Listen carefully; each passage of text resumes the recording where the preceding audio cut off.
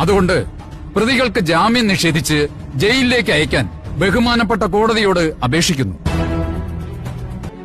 എന്റെ കക്ഷിക്ക് ജാമ്യം അനുവദിക്കണമെന്നും അവർക്ക് നീതി ഉറപ്പാക്കണമെന്നും താഴ്മയായി അപേക്ഷിക്കുന്നു.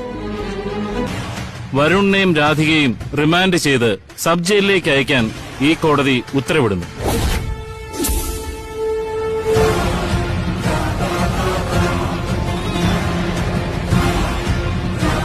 Court adjourned.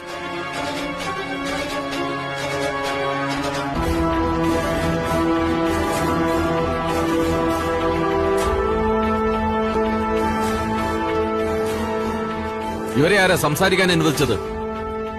പ്രതികൾക്ക് യാതൊരുവിധ പരിഗണനയും കൊടുക്കേണ്ട കാര്യമില്ല. എല്ലാം പൂർത്തിയായെന്നാണോ സാർ വിചാരിക്കുന്നത്? നിങ്ങളാരാ ഇതൊക്കെ ചോദിക്കാൻ? കോടതി വിധിയേക്കാൾ വലുതായി നിങ്ങൾക്ക് വല്ലതും പറയാനുണ്ടോ? ഇല്ല സാർ. നിങ്ങൾ ഇവരെ പിടിച്ച് വണ്ടി കേട്ട് നടക്കോട്ടെ. നടക്കടി.